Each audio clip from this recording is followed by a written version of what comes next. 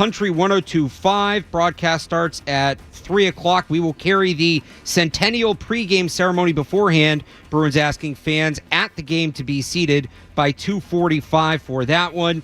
And then the Celtics take on the Cleveland Cavaliers tonight in Cleveland. Coverage starts at 5:30 on 105.7 WROR. Also got some big ones in college football yesterday, including number 2 Ohio State losing to unranked Michigan 13-10. Texas beat Texas A&M 17-7, and Notre Dame beat USC 49-35. Sports Hub headlines are brought to you by the Shaw's and Star Market Foundation. They've teamed up with Trent Frederick for Feeding the Puck for Families to help fight food insecurity. Learn how they're assisting the Greater Boston Food Bank at 985thesportshub.com/feedthepuck. I'm Alex Barth on Boston's Home for Sports, 98.5 The Sports Hub. Your next update at 9 o'clock. Boston plays here. Through the slot. Close shot. Save. Rebound. Score. 98.5 The Sports Hub. This is Sunday Kickoff with Alex Barth and Cerrone Battle. We hit, we win. We put pressure, we win. We penetrate, we win. Getting you ready for a long day of football coverage. The Pats, league news, betting lines, and game odds. This is the show that has it all covered. Sunday Kickoff, brought to you by Surfside Iced Tea and Vodka and Hooters. Now, here are Alex Barth and Cerrone Battle. Welcome into Sports Hub Sunday Kickoff Week 13 edition. Alex Barth, Cerrone Battle with you. Kyle Fabrizio behind the glass as we get going here on the Thanksgiving Sunday in the NFL. Obviously, some games already out of the way. Here in New England, it's the Patriots and the Colts in Week 13. Good morning, Cerrone, and happy Thanksgiving to you and yours. Oh, same to you, man. Same to you. Good morning, man. So as we get going here, Patriots, Colts, right? Thanksgiving, kind of a holiday tradition. This has become, for the last 20-something years, a bit of a traditional rivalry. The teams not being in the same division, still playing just about every year. This will be the third year in a row that they meet. We'll get into that a little bit, but let's start with the Patriots, and let's go back to last week, which we haven't done a ton this year, but I think when you look at what happened last week, you have to, because to me, that was the worst performance of the year, specifically when it comes to coaching. I'd kind of use that Jets game, week 3 as the benchmark, coming off the short week. I thought last week, though, with the penalties, with the inability to maintain after they had a decent start, which is becoming a bit of a habit here. They're in their last 6 games, they're outscoring opponents 24-13 in the first quarter, which isn't a lot, but still, they're winning first quarters. It's the ability to hold on to it. So falling off like that, I thought it was their worst performance in that regard of the year. I'm curious if you felt the same and what you think the coaching staff needs to do, what they can do to turn it around this week. Yeah, it was very sloppy and not even really gameplay. It was like you said, the penalties. They would get a big play. They put themselves in, 2nd and 15 on a bad penalty. They convert it, holding. They convert again.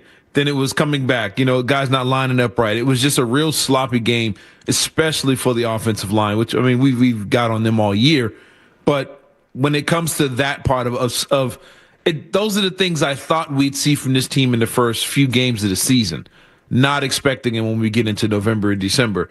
And in that regard, I think that was probably the worst performance when it comes to being just completely sloppy and out of sync when it comes to the penalties and just being not there mentally prepared to play a football game. So, and I'm with you on that. What do you want to see? Obviously, we want to see the penalties come down this week. That's big. That's got to be, number one on the table. You can't have, there's 13 penalties in that game. 10 of them were called, but the non-flagged ones or the non-accepted ones happen too, right? Those are penalties. So yeah, you want to see the penalties come down. The other one for me is if they get off to a good start, which I think they can do. I don't think this Colts team is very good. Are they better than the Patriots? Maybe, but 5-7 to me is not reflective of the talent on the field. And I mean that, and I think they're worse than their record states. They're playing in a very weak AFC South. Mm-hmm. To me, they can get out to a hot start again. This is the other thing I want to see. If they have a good first quarter, can they maintain it? because, again, it's been a thing. You go all the way back to London in Jacksonville. They weren't able to do it. They had that great, they were off and running in the first quarter. It's like, here we go. The Drake May era begins now. And then that fell apart. You saw it last week. You saw it against the Rams. That's the other big thing I'm going to be looking for in this one. And I'm glad you brought up the Jacksonville game. There was a point in that game where they had a chance to push it to 14-0, and you get the Kendrick Bourne drop or like the 15, 20-yard line or something like that. That would have got them a first down, put them in position. Little things that swing momentum. You push that game to 14. Maybe Jacksonville's not able to run the ball 17 times because they're in a row because they're in such a hole. And it's every game. It's okay. They got a chance to push this game a little further. Rams game, they were up quick, I believe, but they always fail to execute on that key play. I want to see today if they make that key play, if they get that key. It's not even a touchdown. It's to get that first down on 3rd and 5 when you're up 10-0 or something like that with the ball. Can you convert that 3rd and 5 where you can push the game out of reach? Can you make those? Can you make the key stop to get a team off the field on 3rd and long without a penalty, without allowing somebody just to run free? And I think those are the things that come back on coaching where they just – it seems like they prepare all week for those first, scheduled 15 plays or whatever it is. Right. They're really good at that. That's why they get off to such a hard start. It's the adjustments as the game goes on, that seems to be catching them. Can they make the right adjustment and the right play to either get off the field on 3rd down or convert a key 3rd down on their end that pushes the game a little further, that makes the Colts have to adjust what they're doing, and they just haven't been able to do that all season. And when you look bigger picture at what this game could represent for the coaching staff, look, coming into this season, I don't think anybody was expecting a playoff run, not reasonably. No. It was about, can they show progress? Can they be better at the end of the year than at the beginning of the year? Right now, I'm curious. I was actually thinking about this week. I was on with Felger and Maz. We were talking about it. What would you say is the Patriots' best on-field effort of the year? What would you say is their best played game of the year? Oh, man. That's a good question. Probably in the first couple of weeks, even though they lost the game, I thought the Seahawks game was pretty good. I thought the same thing. I thought Seattle was their best game, which if we come away from this thing and their best game is week 2, that's concerning because they didn't get better as the season went on. So here you go. You got the Colts, which is their most winnable game remaining, one of the most winnable games of the year. You got the Colts, bye week, at Arizona, at Buffalo, home against the Chargers, home against the Bills. They're not going to go 5-0. I don't even think they need to go 5-0 to see what you want to see. But can you beat the Colts, a beatable team coming into your building, right? Can you win one or two more of those other ones? Can you get the Cardinals, who are a good team this year but historically up and down? Can you get the Chargers, a West Coast team coming east, a dome team coming outdoors in December? Can you get that? Can you just look better over these last few weeks and build towards something? A lot of people, when Gerard Mayo was hired, pointed to the Detroit Lions and Dan Campbell and the model there. They were 0-10-1 through 11 weeks. Patriots are 3-9 through 12. But they were 0-10-1 and then went 3-3 in their last 6. So can you do something like that to get some momentum going into the offseason, start to entrench this culture, things like that? It starts today because, again, this is the easiest game left by a good amount. I think the Patriots have the second hardest strength of schedule remaining, if I heard that right when I was listening the other day. You've got to get this one to build momentum for that stretch. Yeah, you got to win this one. And I think you can't win this one and then win the last game of the season against the Bills team was probably resting everybody. It won't feel the same. I think if you win this one, if you find a way to either beat Arizona in Arizona or one of those other games between a sandwich between now and the last game, either one of them would probably be their best win of the season. Because I think the Chargers will be playing for something for sure. Arizona as well. If you can win one of those games, it would be their best win of the season. If you win today and then you lose, get blown out, and then you win at home against Buffalo against a backup quarterback, we're not going to look at that the same way as we would if they had beat, Justin Herbert or beat Kyler Murray. I think one of those games in between has to be the momentum game, the game you build on, the game you feel good about. I mean, if you win both of them, that's great. If you win multiple, that's great. But I think you absolutely can win the game today. But for this team, building momentum, you got to beat either Justin Herbert or Kyler Murray, and you got to find a way to get a 30-point game in here somewhere with this young quarterback. You got to have one explosive game with this young quarterback, I think, to kind of build some momentum going forward. And I guess my point is, it's how you look, I guess, winning these. If you win a game, how does it look? How did you win? How impressive was it? Or was it some ugly 10-6 game in an ice storm that you won against the Chargers? We won't really be able to gauge that if something like that happens. Or I'll even take, the inverse of that. If you're playing the Cardinals and you lose, but it's like 35-33 and you're putting up a fight and that's true. Maybe at the end of the day it's just talent on defense, you can't get it done. Like that would be, obviously you want them to win, but that would be encouraging. Yes. So the other thing you brought up, well I looked something up because you mentioned that 30-point number. I'm curious how many teams haven't gotten a 30 this year. The Patriots high is 25. That was in the win against the Jets. You brought up in the show email matching or passing last year's win total of 4 games. So they need 1 win to tie, 2 to pass. Yep. What does that do for them in your mind if they're able to do that? Or what does it mean if they're not able to do it? I think if for the coaching staff or for some of the players who know they're going to be here, well, I don't know how many of them know they're going to be here. I know that was a thing I think we talked about in the first couple weeks of the season. With some of these guys, that was kind of like a goal, almost like a video game, like playing NCAA. Like it's one of the things you got to check off when you become a head coach is win totals. And I think some of the players really wanted to win more games than they did last year. I don't know if they were realistically thinking they were going to win the division or anything like that. I think some of them had that personal goal of being better than last year. And I think getting to 5 or maybe even 6 wins would play a huge role in the momentum going forward with this team and feeling like some things didn't go right. We had a lot of injuries on defense. We lost our captains. We lost Andrews. We lost a lot of bodies, but yet we still managed to find a way to improve on our winning and improve our quarterback position. So you feel like you have something going forward. So I think getting to that 5 wins would be big for some of the guys who feel like they're going to be here long term. By the way, the Patriots there's 27 teams that have reached the 30-point mark. So the Patriots aren't alone. I couldn't tell you. I just have the 27 here. Okay. I'd be stumbling all over myself trying to do the process of elimination if we did that live on the air. But I think coaching's a big focus today and down the stretch. Obviously, it's been all year. I don't think that's any sort of hot take. It's not. But after last week, really after the last 2 weeks, right? You win 2 or 3. You beat the Jets. You have a close one against the Titans. You beat the Bears. All right, here comes that momentum. Here comes that second half push. Like it looked like it was going to happen. After a few rough weeks, it looked like what a lot of people had said was a reasonable best case scenario or a good scenario was on the table. It looked like we were lined up for that. And then 2 really bad losses in what felt like, Rams and Dolphins are more talented, but the Rams felt like a winnable game. It was a winnable game. They got out to that early lead. I don't know how winnable the Dolphins was, but to lose in the way that they lost certainly is an extra kick. Now can they get this thing turned around? That is going to be the question here. The big question here today against the Colts. So we talked about coaching umbrella. Let's get into some individual coaches and specifically Alex Van Pelt and what he's done, some comments he made this week that I thought were interesting regarding Drake May. You guys want to call and talk football with us, 617-779-0985. We're off and running here on the Sports Hub Sunday Kickoff. More Sunday Kickoff is on the way on the Sports Hub. Get on up!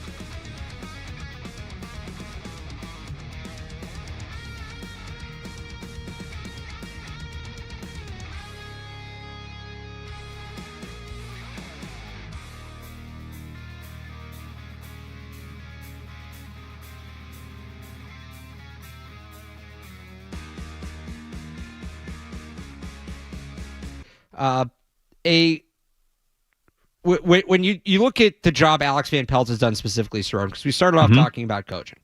So you put in our show discussion is Van Pelt's getting praised, but to see the easiest assignment due to May's natural talent. And maybe this is a glass half full, glass half empty thing. I almost look at it the other way, because however talented Drake May is, like Caleb Williams has a ton of natural talent. That's true. And how'd that go for Shane Waldron in Chicago, right? Yeah. I think developing a young quarterback, and especially a guy like Drake May, who was a little further away and was younger, he's the youngest quarterback in the league, youngest starting quarterback in the league. The only other guy is Anthony Richardson, who's on the other side today. Developing a quarterback is the hardest thing to do in football. Yeah. And I think that is the thing that this team has gotten right. I think their development plan for Drake May, as frustrated as people were with the first 5 weeks, was right. And I know people, could they have won more games? One, maybe the time sitting helped. I think it did. Two, well, we've also seen a lot of these games that felt like those games, right? Where it's a one-score game late and they still lose, and that's with Drake May starting. So maybe the issues go beyond Drake May, would have thought. But I don't know. I actually think Alex Van Pelt had the hardest task. The offense was well behind the defense coming out of last year in terms of production and talent. Yes, to develop a rookie quarterback, install a new system, a lot of new pieces. You look at the offensive line they were given, and it hasn't been good by any means, but there's been times where it's looked functional. I would say overall, just for my expectations, the offensive line has done more than I thought they would. Yeah. Coming into the season at this point. Now, really bad week last week, and there's still time for that to fall apart, of course. But I think Van Pelt, of the new hires and the promotions, I actually think Van Pelt's done one of the better jobs. Yeah, and I talked about it, same thing during the week. Even with what I put in the notes about him having the easier assignment because of the talent, I still think he's the one guy that's probably safe. I know many people are down on him on the play calling part of it, but I think his relationship with May, his development of May, and what we've seen around the league, not only in New England recently, but constantly changing the coaching staffs, the coordinators around these young quarterbacks, and how it's ruined some of them. So I think keeping him around, and if May feels like this is the guy he wants around here, I think Van Pelt is the one that sticks around. I think he's here a little longer, and I would love to see what he does when it comes to play calling, when they have a steadier offensive line, better receivers around the young quarterback, all these little things, healthy group of running backs or something, So I think he's the one guy for sure that I want to see around when it comes to these coordinators and position coaches and stuff like that. And look, you're right, man. Caleb Williams has all the talent in the world, and they completely botched everything about him. They put talent around him and still didn't get it to work right. First time they fired a coach in season in over 100-year history. Yeah, that was their Germany game. That game, Thanksgiving Day was the game that they got embarrassed in front of the whole world, and ownership said, we can't handle this anymore. And I think the Patriots have, as down as the season has been, they've managed to not have that. That Raiders game with the throw it back to Mac Jones, that embarrassing loss. They managed to not have that Germany situation where everybody's watching last year. They haven't had that yet. And, Van Pelt, I think he's done a good job with May. I was the one that wanted him to start the whole season. But I understand that those 2 extra wins they might have gotten, where would that be? Where would you be today with those? Would it really matter?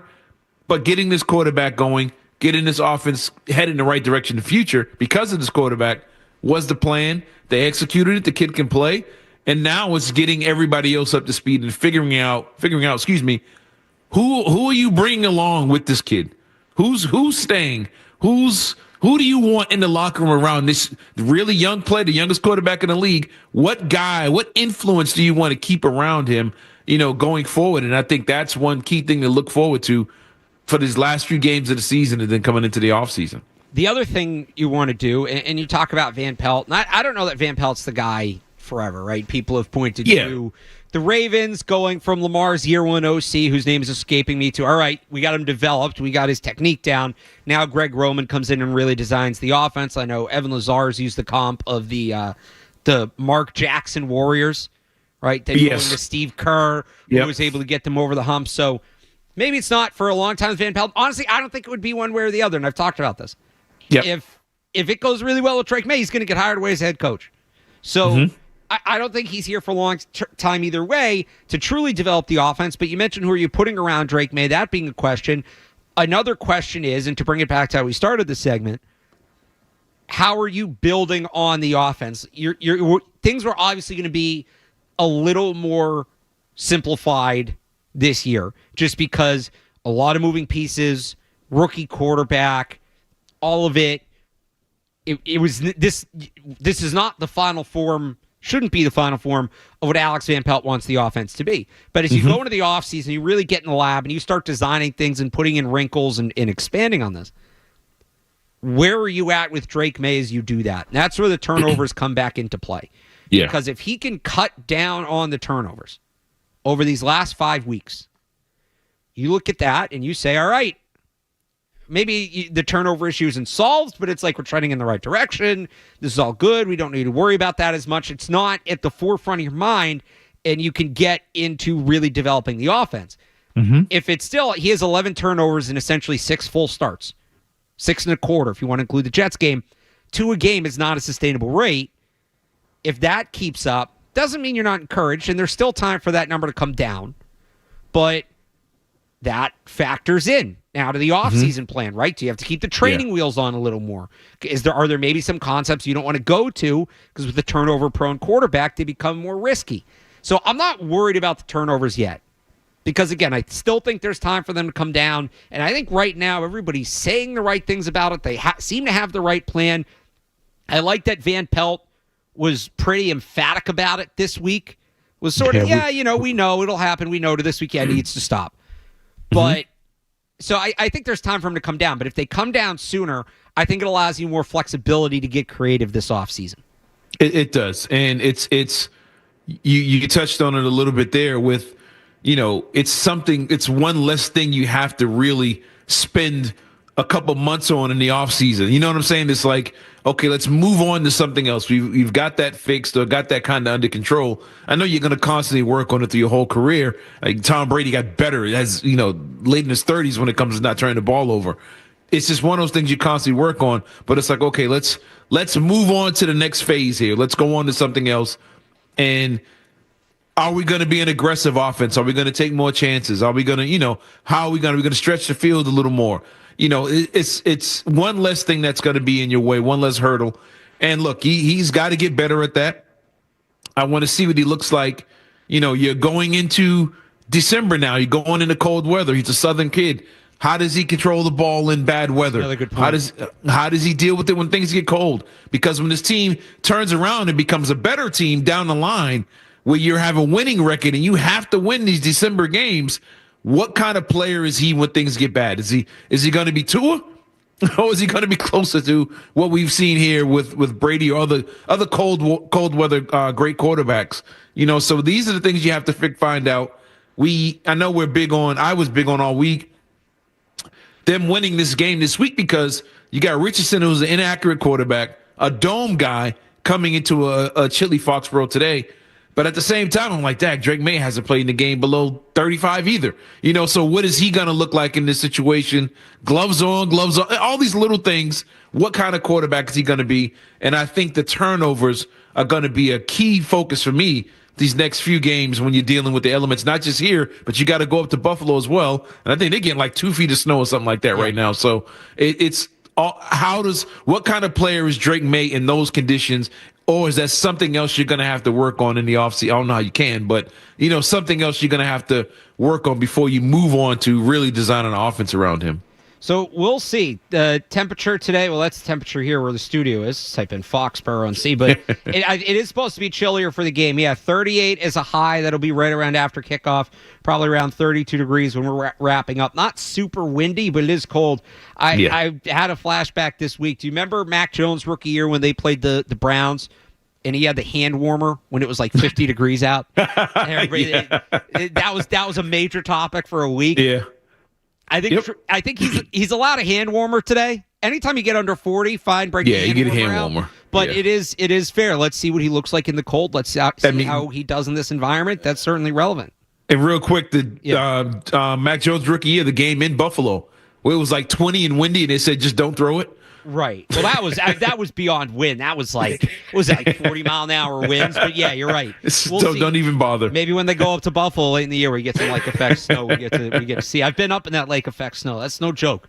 That it comes at you like a wall. That's crazy. Yeah, I haven't experienced that one yet. If you can play in that, you can play in just about anything. We'll see another guy with experience thrown in the snow. Mike Cadlick joins us from CLNS Media and SI. We'll talk about this game with him next here on the Sports Hub Sunday Kickoff.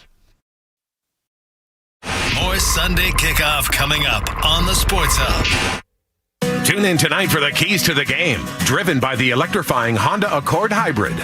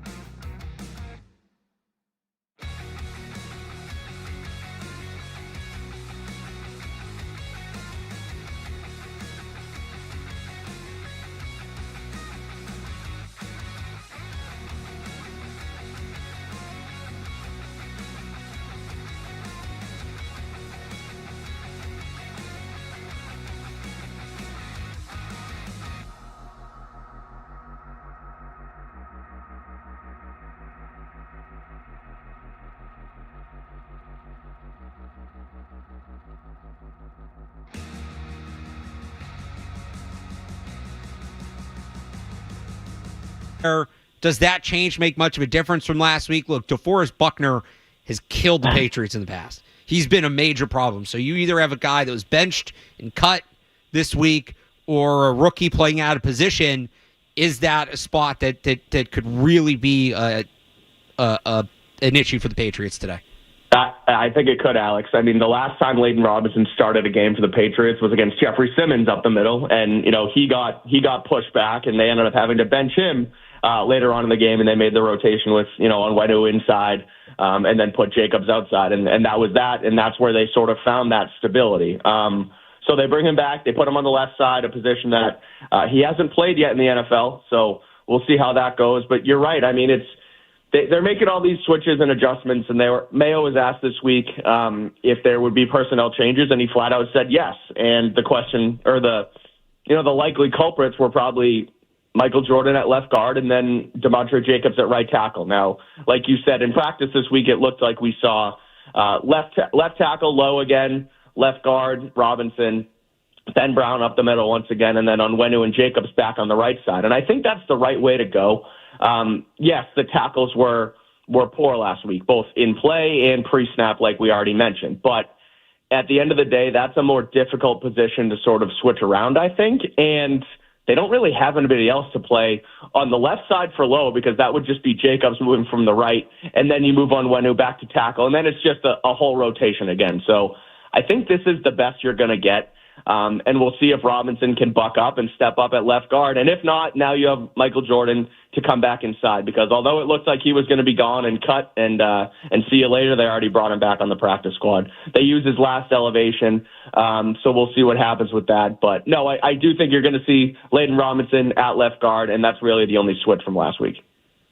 It's switching on the other side of the ball here.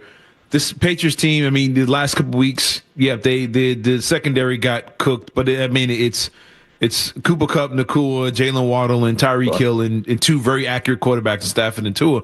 This week they're playing a quarterback who's the exact opposite, and he's down some pieces on offense.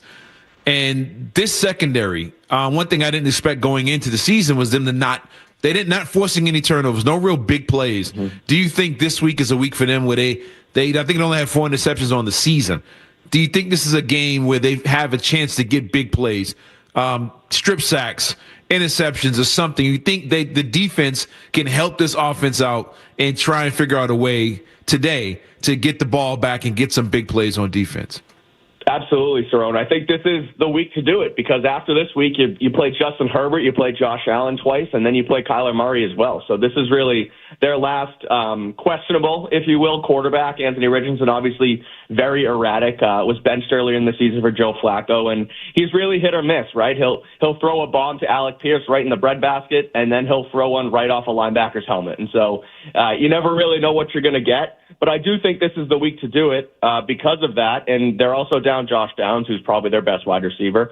Alec Pierce has been, a really solid deep threat for this Indy team. I think Anthony Richardson has like the 4th highest average depth of target this season. So he's a bombs away quarterback, and they use Joe Milton to kind of replicate him this week. So it tells me, lock up, especially with Downs out, you lock up Alec Pierce with Christian Gonzalez. Michael Pittman has not been the same receiver he was to start his career, so you should be able to wash him out with a guy like Jonathan Jones, and then sort of go from there. But I do think, given Richardson's ability to turn the football over and kind of, throw one up to those guys, I think this is an experienced secondary, and a secondary that can definitely take advantage of that, this week. Again, we're talking to Mike Cadlick. You talk about Josh Downs being out. So it's going to be Alec Pierce, A.D. Mitchell, and, of course, Michael Pittman. All these guys are over 6'2".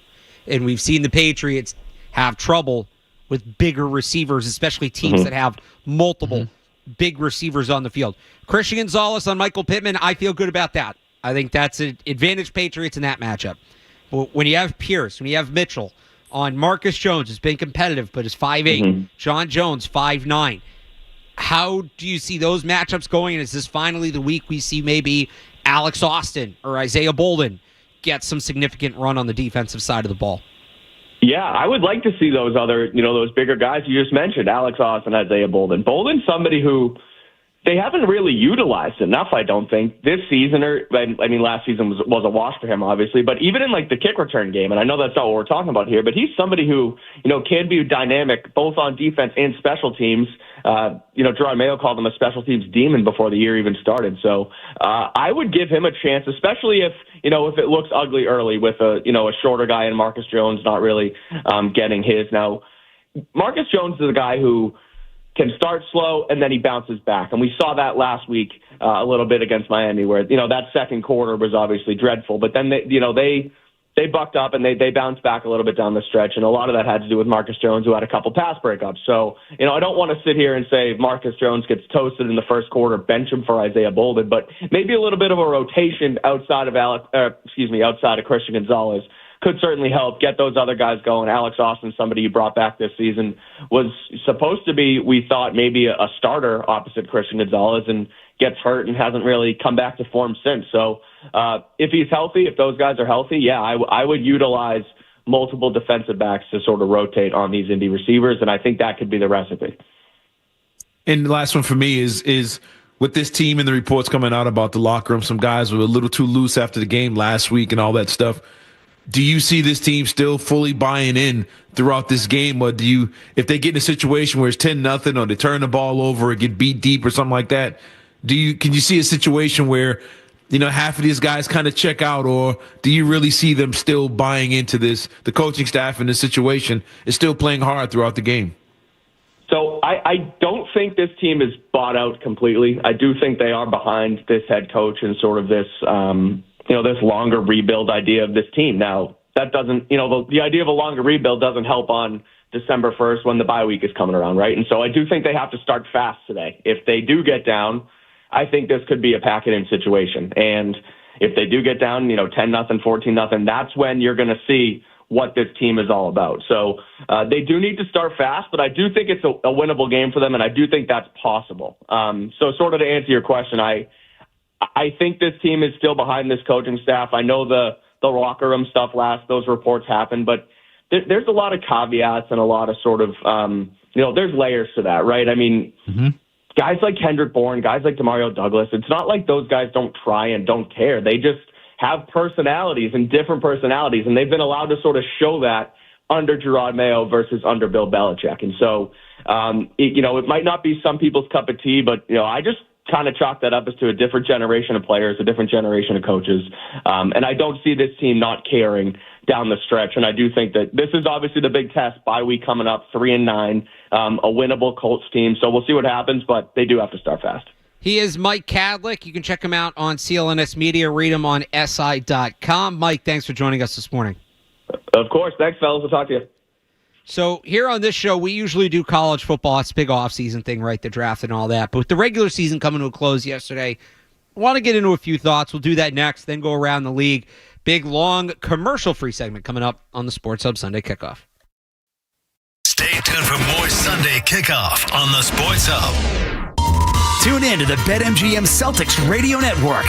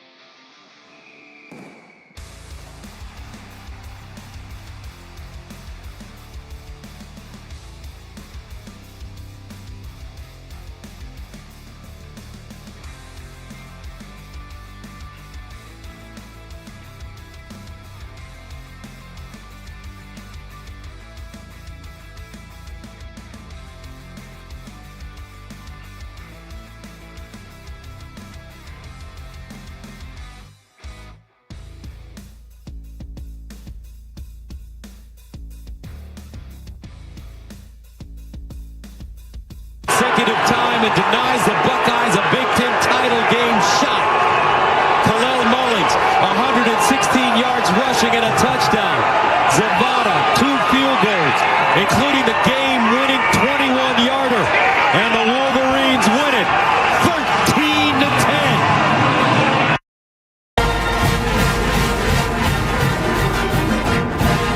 That was the highlight of the day yesterday in college football, and it was a crazy couple of weeks down the stretch here. Alex Barth, Cerrone battle with you, 98.5 The Sports Hub.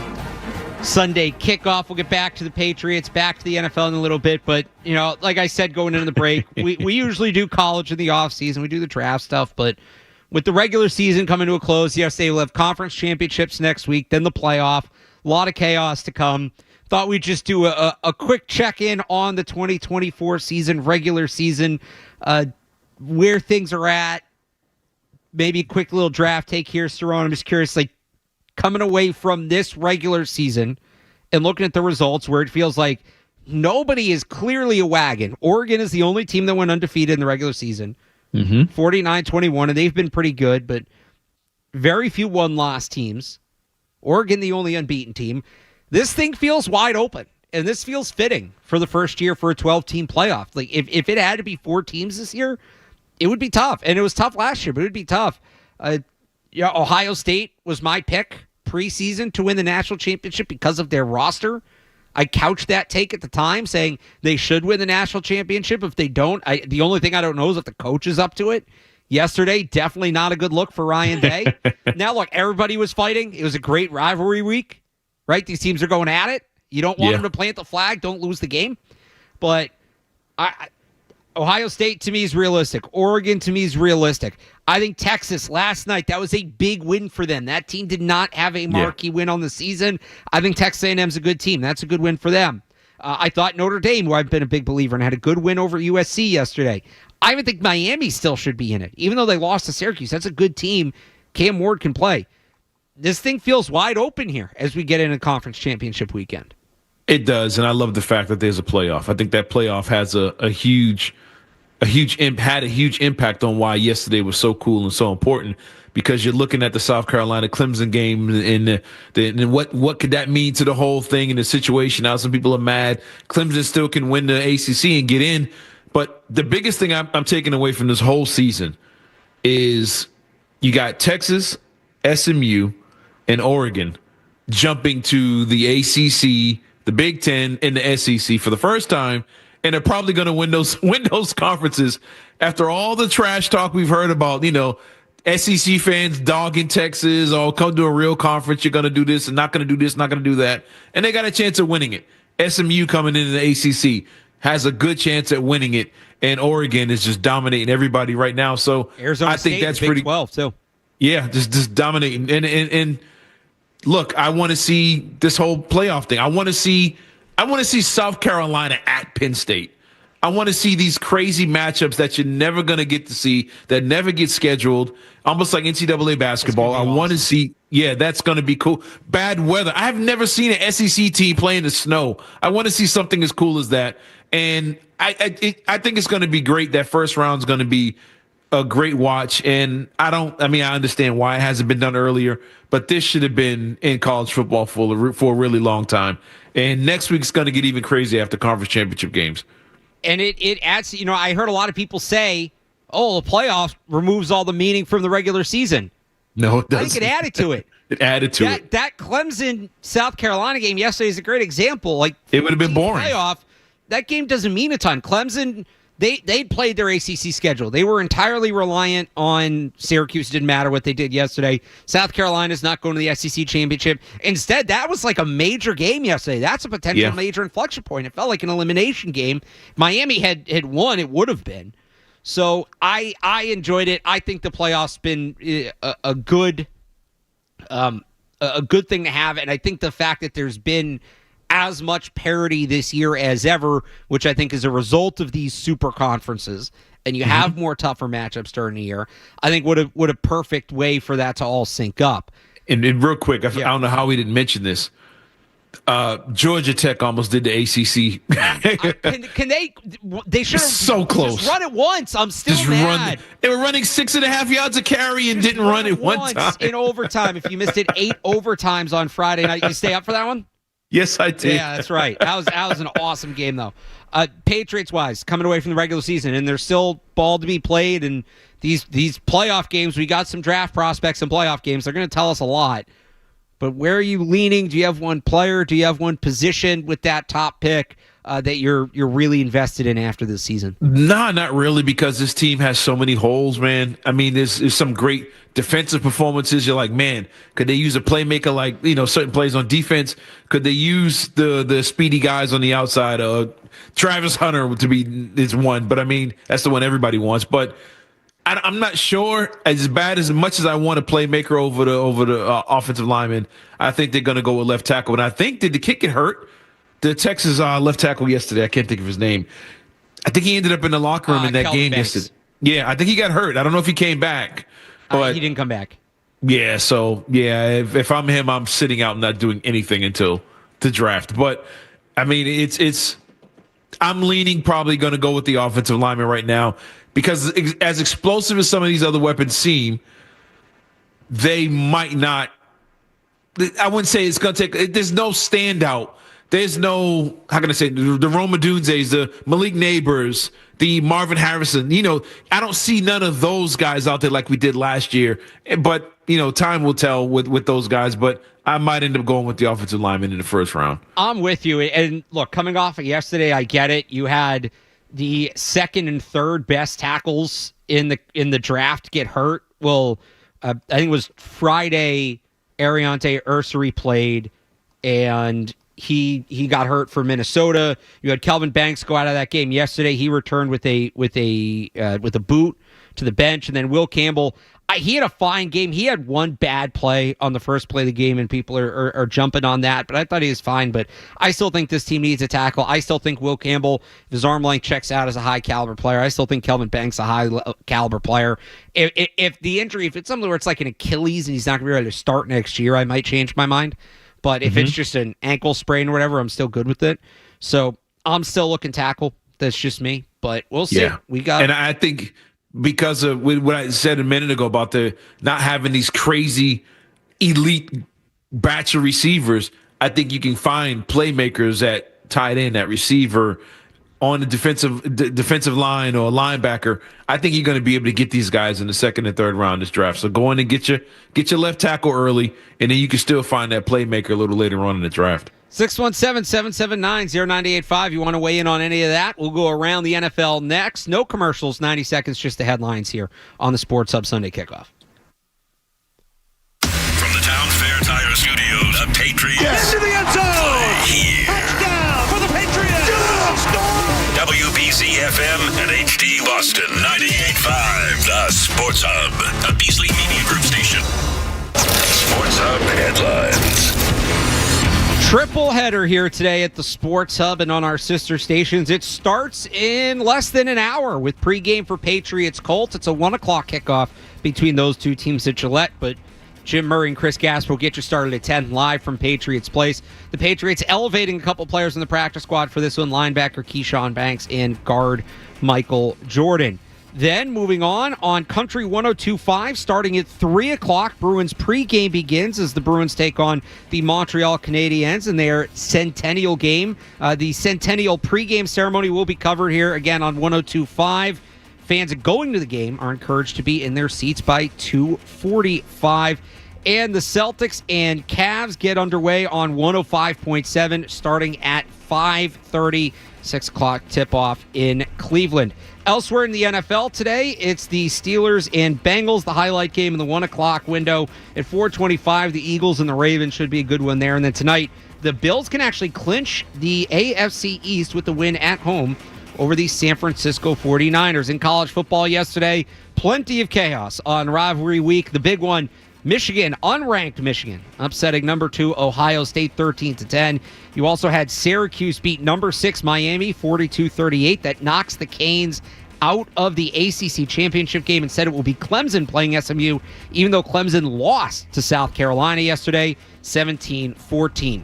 Sports Hub headlines are driven by the all-electric Honda Prologue. Head to your local New England Honda dealers to learn more or shop online at newengland.hondadealers.com. I'm Alex Barth on Boston's Home for Sports, 98.5 The Sports Hub. Your next update during Patriots pregame.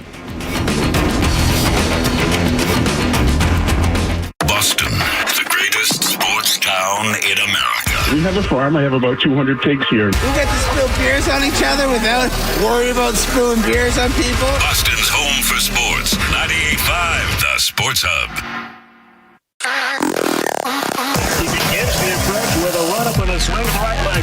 Every football game starts with a kickoff. This is Sunday Kickoff with Alex Barth and Cerrone Battle on your home for Patriots football. 98.5 The Sports Hub.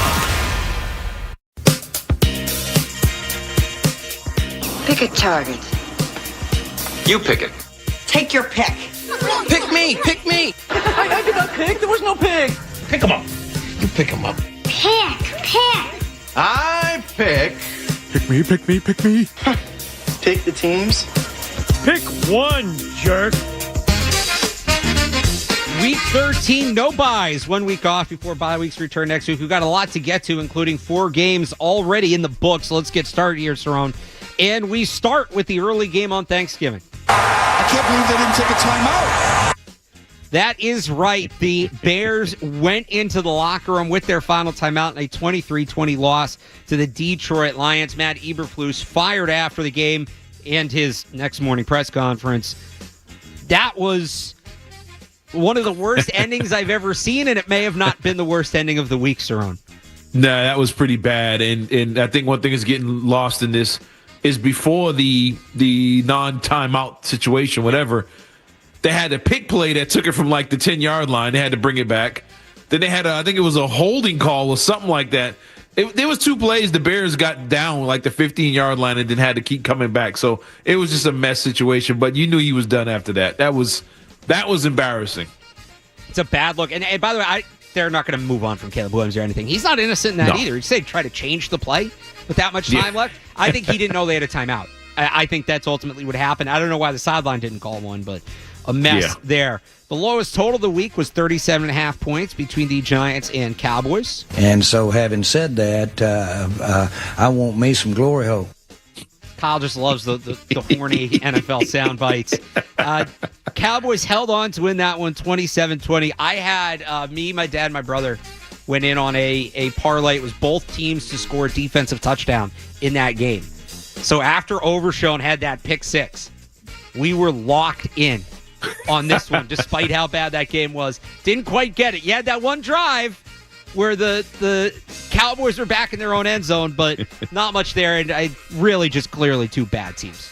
Yeah, that was a bad showing, but the Cowboys, for some reason lately, are finding a way to win these games, which is good for them, and it's good for that head coach. I don't know if he's still going to be there, but they're still finding a way to win games without Dak Prescott. So that kind of says a lot about that team and with them still playing hard. The final game on Thanksgiving, the Packers and the Dolphins. I was just going to carry ice cubes in my pockets and throw them at players all week. You probably can't, Mike, because I don't think he could touch an ice cube without having some sort of breakdown. Did you see how cold Mike McDaniel looked? Packers 30-17, by the way. Did you in the first minutes, as soon as they showed him. Wear coat. Like, I always talk about how these Shanahan tree coaches refuse to make adjustments on the field. He won't make an adjustment to his attire. Yeah. Hand warmer, dude. Something like that. Go stand by the heater. 2-2. Tua looked cold. I tried to find a picture of Tua wearing long sleeves ever and couldn't. Like, look, it might help. We watched that game. Soon as it started, they showed, right after the anthem, all that stuff. They said what the weather was going to be. They showed the flurries coming in. They showed Tua and the coaching staff. And they're all just standing there, and it was like, oh, this game's already over. And it was in the first quarter. Both safeties for the Dolphins didn't even have their mouthpieces in. And that told me they had no intent on playing any physical football in that game. And sure enough, they would just kind of jump on the pile. There was no contact. And Miami quit that game before it even started. I said, look at this, man. This is typical Miami. Season's already over for them. I'm sorry. I'm done with them. That team is so soft. Very fraudulent team up there in Miami. Let's move on to Black Friday. The Chiefs hosted the Raiders. McAfee just sent me a cheeseburger from McDonald's. I thought that was unique. Can't wait to enjoy it. I'm getting sick of his commercial, by the way. I don't think I'm alone in that. Yeah. What is it? The Bundle Rooski? Bundle, yeah. Sick of that. This game, so I mentioned before, I said Bears-Lions, one of the worst endings I've ever seen, might not have been the worst ending of the week. So the Raiders are down 2. They get the ball with like a minute and a half to go. It was actually an impressive drive down the field by Aiden O'Connell. They get in a field goal range. They call their last time out, like 16 seconds left. Run the ball, run the field goal team on, right, center, or just kick it. Just kick it on third down. It's like a 48-yard field goal. I know the kicker had been erratic, but still. Instead, they half the team seemed to think they were snapping it. Half the team seemed to think they were running the clock. Bad snap. Chiefs recover. Horseshoe up the you-know-what. Kansas City wins 19-17. Are you kidding me? Kansas City, if teams would just execute down the last 30 seconds, they'd be 500. We'll be talking about what's wrong with Pat Mahomes and is Kelsey done. That'd be the conversation, but teams keep giving these games away, and they keep taking them. Kansas City won that game. Mahomes had a good game, but I keep saying it. They remind me of the 2019 Patriots. They ended 12-4, but we knew something wasn't right with that team. And by the time they got to the playoffs, it all just came crashing down.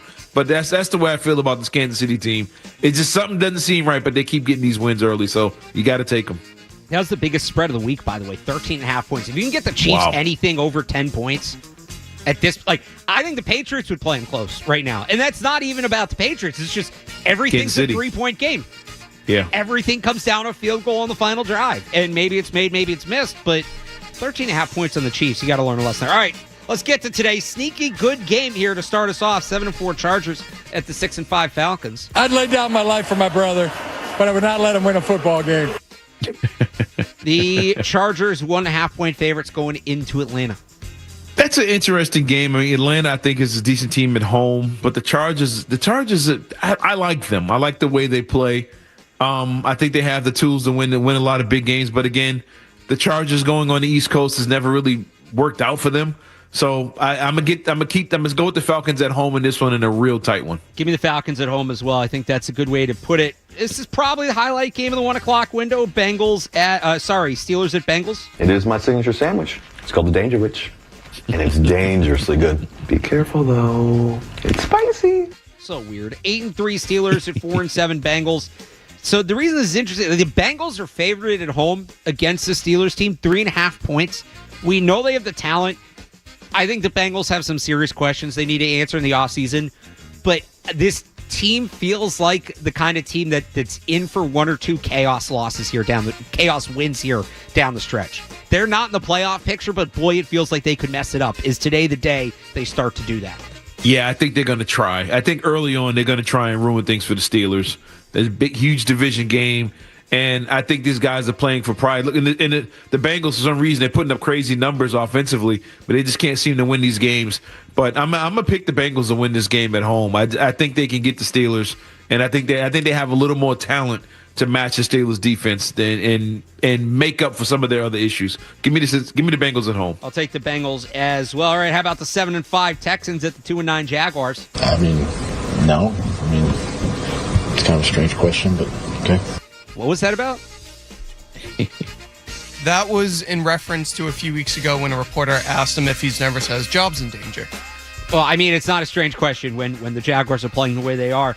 Only 4.5-point underdogs, though, at home. So Houston had that bad loss to Tennessee last week in the division. They're kind of slipping. This Jags team, now look, Trevor Lawrence expected to be back. I don't think he's 100%, but he's expected to be back. I think it's a get-right game for Houston. I think they roll the Jags, they with or without Trevor Lawrence. Yeah, give me Houston in this one. The Jags, look, it's I know we're down on Mayo and this coaching staff, but this Jags team, they were supposed to compete for the division and be a playoff team with with the players that they had on that team or have, whatever. And to be 2-9, potentially to be 2-10 after today, everybody on that coaching staff probably has to go with this team. They had their chances, they had their time. I think that's it for them. And I think the Texans they get everybody fired today. I think the Texans win big. 6-5 Cardinals at 9-2 Vikings. Thought they were. The Bears are who we thought they were. That's why we took the damn field. The Vikings are 3.5-point favorites. I think this is a big game for Arizona. They've been kind of hot and cold, hit and miss. And, Kyler Murray, are they among those next tier teams, the NFC? Are they the same old Cardinals who are going to fade out late in the season? Visiting a good Minnesota team today. I think we find out who the Cardinals really are. And I don't think that's very good. Give me Minnesota to cover 3.5. Yeah, give me Minnesota big in this one. And Minnesota kind of felt like they fell off. And then you look up, it's like, they're still 9-2. Yeah, they're kind of not getting talked about as much like they were earlier. But give me Minnesota in this one. Give me Minnesota big. And the Cardinals, look, I don't think they're going to travel well in this game and put up much of a fight. I got Minnesota winning this one and winning it big. Yeah, I talk about this being a barometer game for the Cardinals. I guess you could say the same for Minnesota. Like you said, they've kind of fallen off. They've won, but they've played some closer games recently. Went to overtime last week. If the Cardinals come in and beat them in their building, I think that tells you a lot about Minnesota, even with the 9 wins. Yeah. The Jamal Adams Bowl between the 6-5 Seahawks and 3-8 Jets. Tough game. What are you going to do tonight? Probably have 3 or 4 fingers, He's got to be done, right? He's got to be done. Here's how done he is. The Jets against a bad West Coast team coming east. 2.5-point underdogs at home. Yeah, that's any other situation. I'm taking the Jets in this one, but I don't know how much fight they have left in them. And the Seahawks right now are fighting for their lives. They're fighting for their season. So I think the hungrier team is going to win this one. And I got the Seahawks coming in and punching the Jets right in their mouth. I got the Seahawks kind of big. I'll be dumb. I'll take the Jets. At least to cover. At least to cover 2.5. Maybe they don't win. But we saw, against Seattle coming to New England earlier this year. That's a tough trip for them. So I'll be an idiot and take the Jets there. Final game in the 1 o'clock window. The 3-8 Titans at 7-5 Commanders. Will Levis, quarterback at the University of Kentucky, and I have been known to put mayonnaise in my coffee sometimes. Commanders 5.5-point favorites. Yeah, Washington needs this. They got to win this game. They gotta keep up whatever momentum or whatever it is they had during the early parts of the season. They got to get that back. I think Washington needs this win after some struggles late. Jaden Daniels needs a big game. I'm going to take Washington to win this one, but they absolutely need to win this game. I said last week that the Titans were the worst team in the NFL. I might have forgotten about the Giants. Still think they're the worst team in the AFC. They come out after I say that. They beat the Texans. Big win for them. Do they ride the momentum of that against the Washington team that's struggling? They might cover 5.5, but I think Washington wins that one. Into the 4 o'clock window, the 5-6 Bucks at the 3-8 Panthers. I'm just here with a weather report. It's a little bit cloudy out here, a little bit of rain. It's been raining all morning, but we're really excited to practice in the weather here, man. Good weather, it ain't too hot. Panthers making a little bit of noise. Took the Chiefs to the brink last week. Do they cover 6.5 at home against the Bucks? Hey, if they play the way they played last week, they'd be in good shape, but I don't trust them to put it together a couple games in a row. Give me the Bucks in this one. Division game. Bucks, another team fighting for a spot right now. So give me the Buccaneers in this one at Carolina. Panthers cover 6.5, but Bucks win. I think it's a close divisional game, but yeah, I don't think Carolina can put a couple of those games together. 5-6 Rams at 4-7 Saints. All right, bring him down in short motion and get the Halle Berry. Halle Berry, come out with some depth out of this. Rams 2.5-point favorites going into New Orleans. Man, it's a tough one. I'm going to take the Rams in this one, but it's going to be tight. And I think it's going to be kind of low-scoring game as well, too. So give me the Rams in a real close one. Total is 49 points. Actually, one of the higher totals on the week. I'm with you, though. Give me the Rams. The 9-2 Eagles at the 8-4 Ravens. Big trust. Woo, woo. Lamar Jackson in the flesh. This is a good game. This is going to be a really good game. 51-point total, highest on the week. Ravens favored by 3.5, but the Eagles come in playing some really good football. Who you got, Cerrone? Man, I'm going to take the home team in this one, but it seems like whoever did the Ravens schedule, man, they put all the heavy hitters on their schedule. But give me the Ravens in this one, in a tight one. This is a really fun game to watch. Give me the Ravens at home. Like you said, I think it's going to be back and forth. I think it's going to be a higher scoring one. I think Lamar Jackson, this is his chance to kind of really pull ahead in that MVP race with a big game on this one, a national-ish TV. It's that 425 game of the week window. Speaking national TV tonight, 9-2 Bills host the 5-6 Niners. Brock Purdy expected to be back for the Niners, but the Bills are still 7.5-point favorites as they can clinch the AFC East. Yeah, give me the Bills. Weather conditions, West Coast team coming east. Injuries that the Niners are dealing with right now. They got a lot of guys out. The Bills are kind of, I think the Bills need this one for themselves. They're going to play a little harder here. Give me the Bills at home, and I think they're going to win this one pretty handily. Yeah, I think the Bills win, and suddenly the Niners team that everybody's talked about as being a shell of itself will be the big bad Niners again. And they're, look what the Bills did to the Niners. Look what they did to the great Kyle Shanahan. I get ready for that. I know that take's coming tonight, and I know it's going to annoy me. Finally, tomorrow night, a little different tone in this game. 3-8 Browns at 7-5 Broncos. He said, you only get one shot. Do not miss your chance to blow. This opportunity lasts once in a lifetime. I'll tune in for the Jameis speech, but total 41.5. Broncos favored by 5.5. I don't know how this game didn't get flexed. Give me Denver. Yeah, give me Denver in this one. And real quick, where do you stand on Bo Nix potentially being Rookie of the Year? Yeah, he probably should be. I mean, the numbers are there. His team's winning. I'm still at the same place where I was. Bo Nix is a product of the system he's put in. They're running the Oregon offense to a T. I'm surprised the Oregon offense is working in the NFL, but I think that's as much credit. The Broncos' offensive line has been the best in the league by a wide margin. You look at the play they're getting out of some of those receivers. I mean, he probably should be. I don't know who else is up there. You know, Bowers. I try to think if Brock Bowers breaks all the rookie tight end records, I might give it to him, but I'm biased. But it's going to be Bo Nix, and it's going to annoy me. But we'll see. I don't think Bo Nix is sustainable. Yeah, I get that. He's sustainable, so you got to do more than just win Rookie of the Year to justify being a first-round pick. All right, that's Week 13. No buys. Those come back next week, including the Patriots, but they got one more game to play before then this week against the Colts. We'll get back to that matchup next, plus a little historical context here on 98.5 The Sports Hub, the Sports Hub Sunday Kickoff.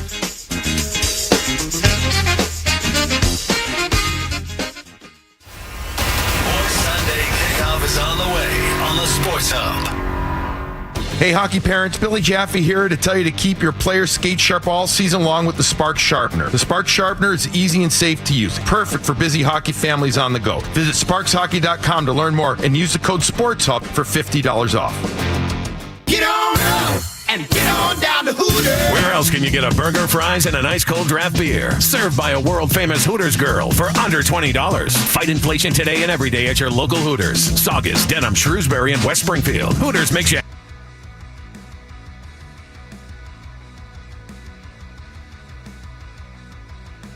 installed.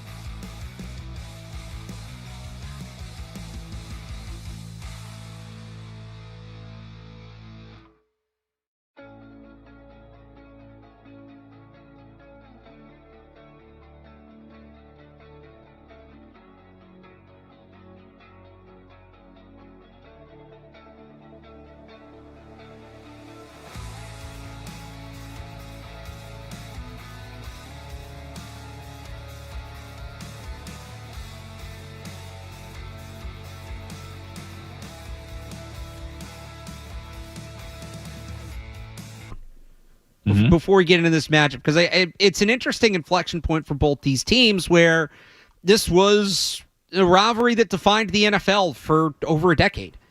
Obviously, Brady Manning, but I would even argue like Brady Luck, even though the Patriots won all those games, there was still the rivalry was still there. Luck was supposed to be the next guy, and it was Brady fighting off Father Time and this next young group of quarterbacks. Now, Luck retired before Brady did, ultimately, but you had that element to it, and then it's kind of dipped since they've Deflategate. Deflategate. It's kind of dipped since. They still play regularly, which is nuts. How often the Patriots and Colts have played, despite not being in the division. The last 2 years, you had different kind of monumental games. So in 2022, the Colts come to Gillette. There's a game Sam Ellinger started as backup. Colts lose 28-3. Frank Reich gets fired after the game. Then last year, they meet in Germany. Colts win 10-6 in a slog. And it's that Belichick not fired after the game, but that was when Tom Curran had reported, this looks like it might be it. They also, that was basically the end of Mac Jones. That's not the first time the Colts gave Mac Jones difficulty. They were that first game at the end of the 2021 season that knocked the Patriots off that run they were on. So in a rivalry defined by coaches and quarterbacks, you have two new coaches and really two new quarterbacks who will both play their first game in this rivalry, whatever you want to call it. I know it's been dormant for a few years, but Anthony Richardson was on the Colts last year, but he was hurt. Drake May, obviously a rookie. And with all the other quarterbacks in the league, Lamar Jackson, Patrick Mahomes, Josh Allen, right, in the AFC specifically, you can't really look at this and say, okay, Drake May, Anthony Richardson is going to be the next Brady Manning. I mean, it's ridiculous. Yeah. But you do have both fan bases coming in hoping that this becomes a thing. And these two guys, it would be an exciting rivalry. There's some similarities here. Both were the third quarterbacks taken in their class. Both are top 5 draft picks. Both were kind of the low floor, high ceiling option in their class. Richardson is really just an extreme version of Drake May. And Drake May is already a pretty extreme quarterback. When you talk about the highs and the lows, Richardson makes him look like Bo Nix. But so this is their first meeting. And does this set the stage of maybe a budding rivalry in the AFC? I just think whenever you talk Patriots-Colts, it comes back to Brady Manning, it comes back to that rivalry, and now you have two quarterbacks looking to prove they belong going head-to-head for the first time as these two teams meet. I don't know if that means anything in terms of the game, but both teams are kind of looking at this like hoping this is a matchup for years to come here. Yeah, I mean, you got to look around the AFC and see, who's the young up-and-coming quarterbacks. You look at Drake May, you look at Richardson. It's amazing how time flies, but Pat Mahomes now is the veteran. He's the older guy. He's the older guy in the AFC. Russell Wilson, of course, is old. Aaron Rodgers. Yep. I put Tua in that class with not so much – he's not old. I won't say he's as old as Mahomes. I don't think he's even close, but his injuries and stuff that's happened to him, I think is kind of short. Is going to shorten his career.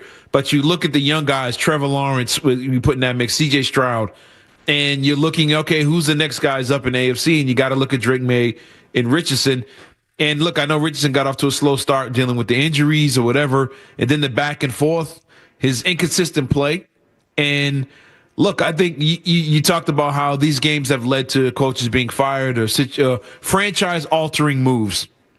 And I'm wondering if after Richardson was benched early this season, had a good game in his first game back, I think last week he was like 9 for 30 or something like that throwing the ball. If he continues and has another one of those games where I compared it to 3-point shooting, because he can't throw for 40% in the NFL and succeed. If he has another one of those games, will this alter that franchise by people looking at the coaching staff and saying, okay, what are you doing at this quarterback position? You're not developing this kid. You bench him, you start him. We didn't like either one of those moves.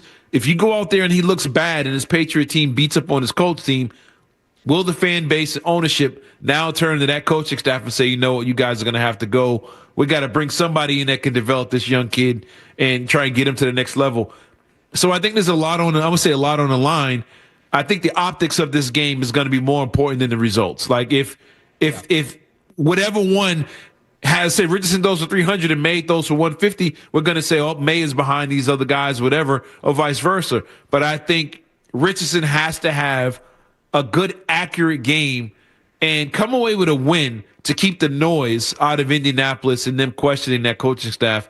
And if he was the right guy, because he was kind of inaccurate in college too, and I think he got a huge boost because of his combine. I mean, he's an athletic freak. So I think he got a huge boost because of that, but he wasn't that accurate and wasn't really a winning machine in Florida either. So I think the questions are going to start coming up if he struggles today in the elements against this team and doesn't put on a good performance. So I think it's going to be another franchise-altering game between the Colts and Patriots. It's a get-right game for the Patriots defense, but also a dangerous game for them. When you look at Richardson, lowest completion percentage in the league by 13 points. It's under 50%. Jacoby Brissett's next lowest at like 59. Richardson's at 47. That's at 13. There's like decimals in there. But not yards per attempt because he's not completing enough of his attempts. Yards per completion. Richardson leads the league, and again, by a wide margin. So if you give him opportunities, he will hurt you. Mm-hmm. But if you don't give him opportunities, he's not really going to be able to do much. So I say it's a get-right game for the Patriots defense because I think there's going to be opportunities. But if they don't capitalize on those opportunities, it could get real bad real fast. Yeah, no dropped interceptions. This guy's being out of position, no blown coverages, because he's going to see the guy 60 yards downfield, and he can reach the guy 60, 70 yards downfield with no problem. On the move, too, by the way. There was a play last week against the Dolphins where they were in the red zone, and I forgot who it was. The guy hit in the back of the head, one of the linebackers. That was a game-changing play because if he turns around, he gets a pick. But if he didn't, Duggar has an interception in the end zone, and it's probably a pick six for the Patriots. You can't blow those opportunities today. You got to find a way to get that ball and get it back in your team's hands. And if you don't, and you keep giving this kid chances, he's going to have that one big play that could be the difference in the game. That gets the Patriots. Seems like every week is that one big play that just blows it open for them, and you can't allow this kid to get that play. Let's talk about the other side of the ball. Patriots offense. Can they maybe start to gain some momentum this week heading into the bye? We'll talk about that next here on the Sports Hub Sunday Kickoff. More Sunday Kickoff coming up on the Sports Hub.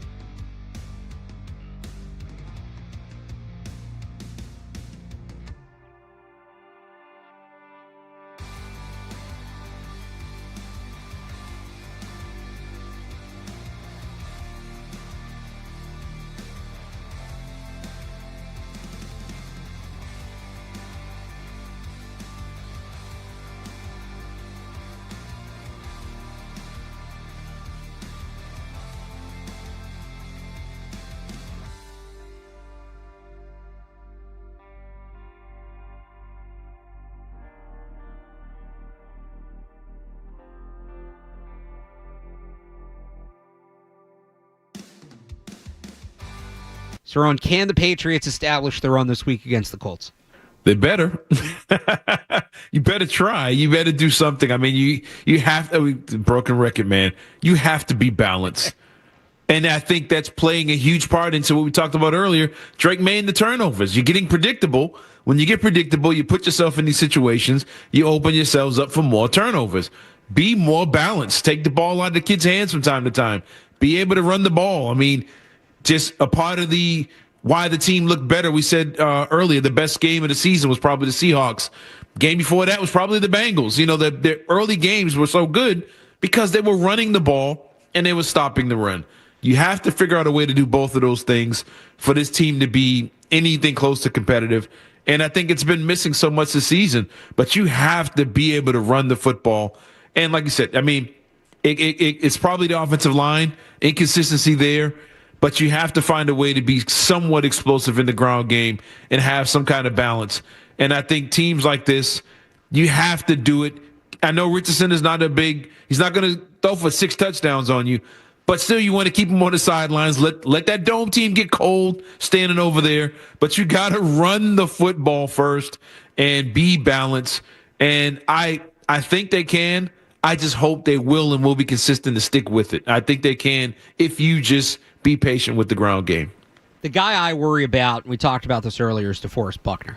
Buckner has had some big-time games against Patriots. He got Cole Strange, benched a couple years ago. He was a factor last year in that game in Germany, certainly. And if I'm the Colts, right, Michael Jordan gets cut. Now he's back on the practice squad and elevated, so maybe you're targeting him after a bad week, whether it's him or it's going to be a rookie playing out of position who got benched last time out against Jeffrey Simmons in Layden Robinson. Like I'm putting DeForest Buckner off the left guard and letting him go to town, run and pass. And that, to me, is where the Patriots could be in trouble here. What is the plan for DeForest Buckner? And you can't pay too much attention to him because you got Latu Latu, the rookie out of UCLA, coming off the edge. You know what Latu has been very good at this year, specifically? Stripping the ball from the quarterback. So that becomes, you got to have warning lights there, too. This Colts secondary, you can throw on them. They're not terrible, but there aren't that many guys that you're really super afraid of. There's not that one guy that you can't target and you need to stay away from. 25th ranked against the pass this year in terms of yards per attempt. 27th in terms of 18th against the pass. 27th in terms of total yards allowed. 18th in terms, where am I here? 25th against the pass. It's too many numbers. 25th, 27th in terms of yards allowed. You can throw on them, but you have to have time to throw. And again, you can run on them, but you have to have holes to run. That front scares me. If they can work around the front, I think they're going to have opportunities to throw the football. Now, what scares me is that was kind of the book on the Rams. And they went pass happy, trying to attack the secondary. And what happened was the pass rush was able to kind of just pin their ears back and go and get in a rhythm. So to your point, balance here, I think, is key, because if you become too pass happy and you try too much to really focus in on attacking those corners, Drake May is going to be in for a rough day. Yeah, I mean, it's you got to be balanced. I mean, it's the key to winning football in general. And my question I was going to ask you, as you were saying that, talking about that pass defense in the secondary, who do you see? How can I say this? Is it more susceptible to Pop Douglas over the middle, on the outside? Which guy do you see having the bigger day that they should utilize against the secondary? Should be stretch the field? Should be underneath screen game? Like, which guy do you expect to have a decent day against the secondary when it comes to Patriots receivers? Well, the Colts have been one of the not one of the worst teams defending tight ends. I mean, they're towards the bottom. They're not at the bottom, but they're towards the bottom.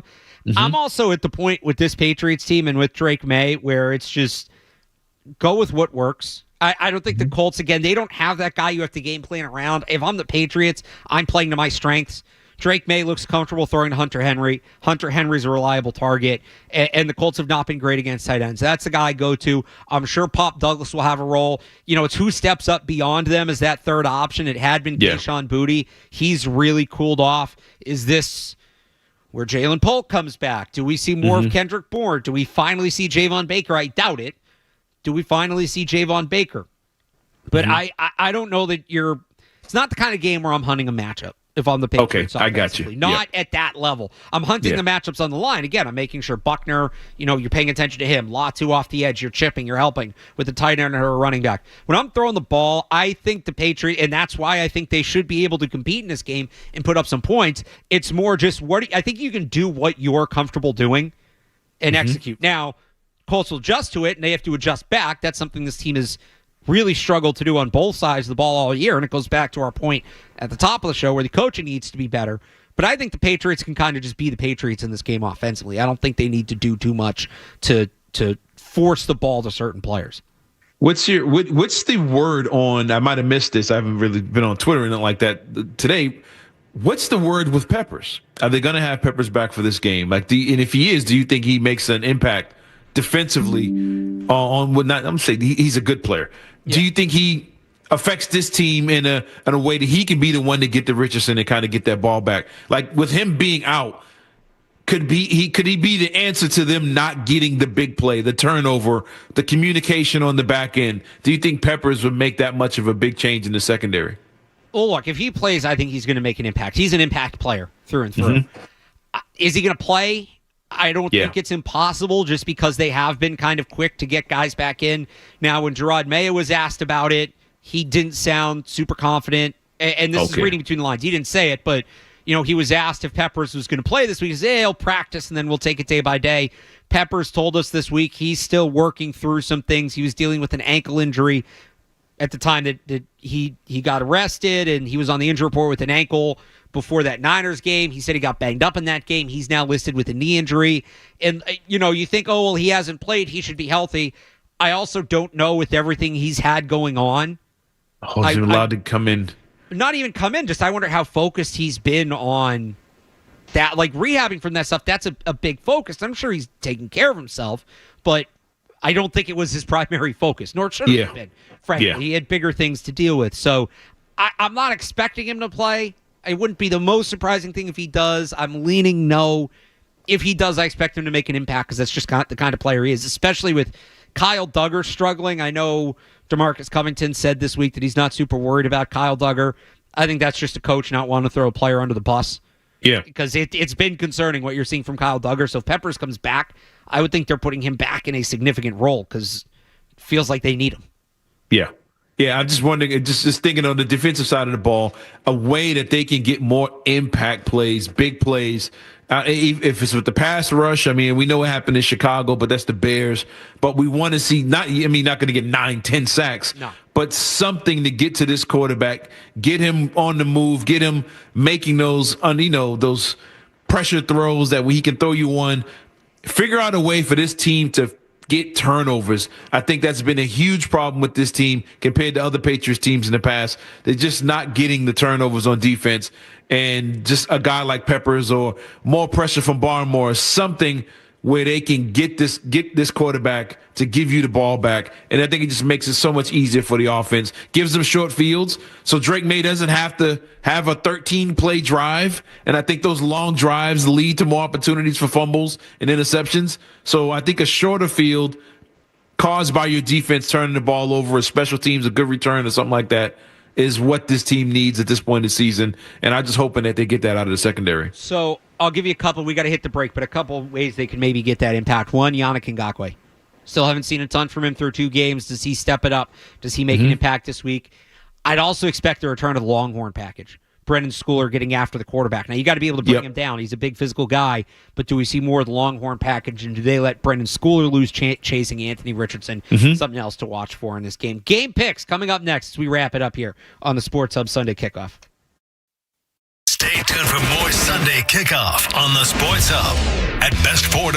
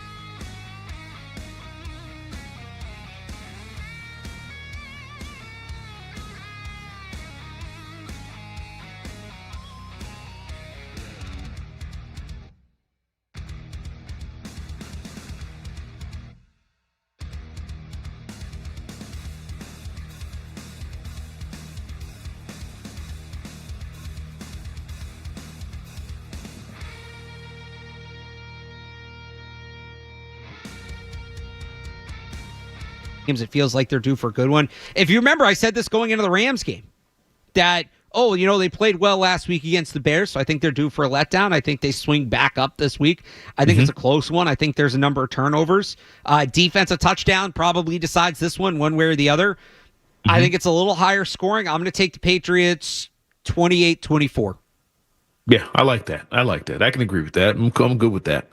The big thing for me, again, one, the coaching, penalties, operational stuff, all of that, cutting that out.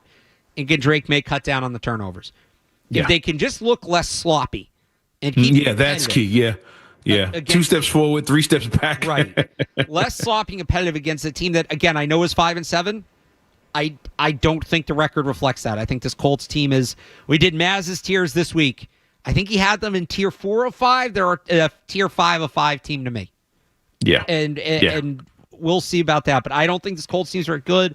They're without their best receiver. The Patriots should keep this competitive, especially if they can avoid shooting themselves in the foot. And real quick, and the big play.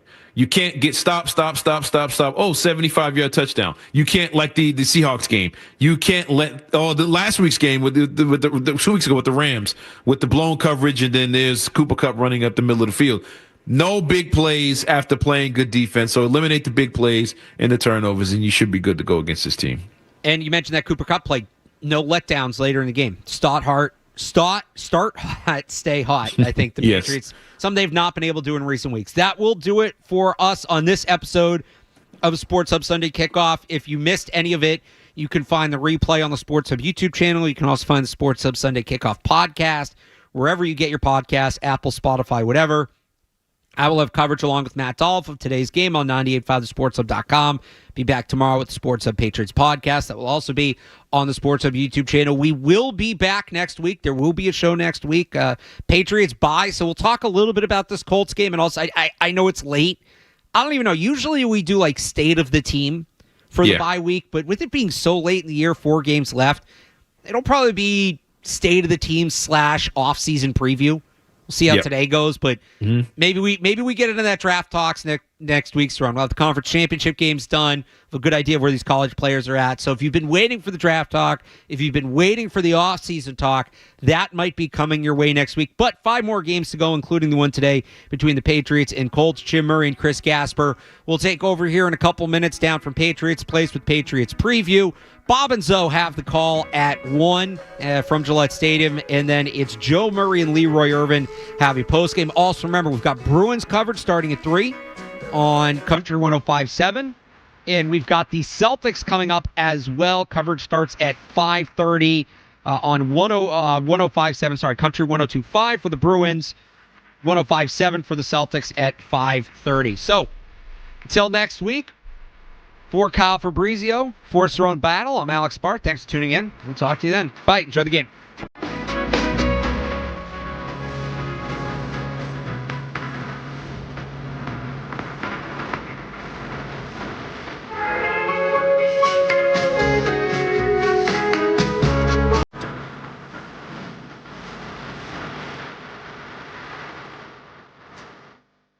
WBC FM and HD Boston. Patriots!